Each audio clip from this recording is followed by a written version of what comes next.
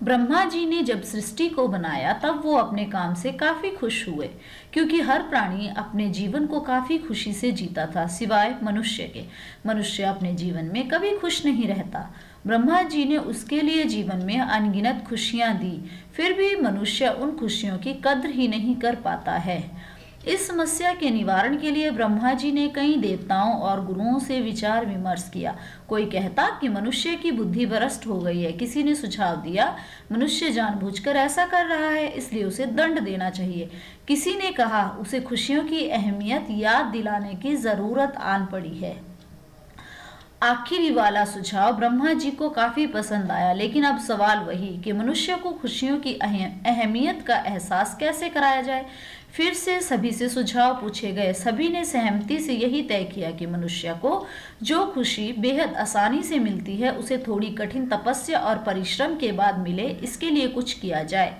एक देवता ने बताया कि अगर खुशियों को मनुष्य से दूर कहीं छुपा दिया जाए तो वो खुशियों को पाने के लिए परिश्रम करेगा, तब उसे खुशियों की सही अहमियत का पता चलेगा। अब सब इस बात पर विचार करने लगे कि खुशियों को आखिर छुपाया कहाँ जाए। एक देवता ने ब्रह्मा जी को सुझाव दिया कि खुशियों को जमीन के अंदर दफना दिया जाए। ब्रह्मा जी ने कहा कि मनुष्य बहुत ही चतुर है, वह जमीन खोद कर खुशियों को निकाल लेगा।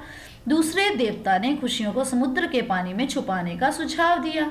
ब्रह्मा जी का कहना था मनुष्य गोता लगाकर भी उन खुशियों तक पहुंच ही जाएगा।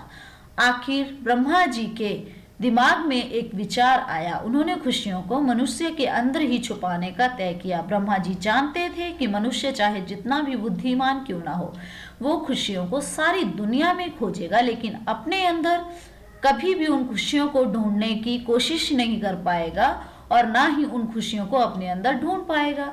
उस दिन से मनुष्य खुशियों की तलाश में इधर उधर भटकता रहता है, छोटी छोटी खुशियों को भूलकर अगली और बड़ी खुशी की तलाश में वर्तमान में मिल रही सारी छोटी खुशियों को भूल जाता है।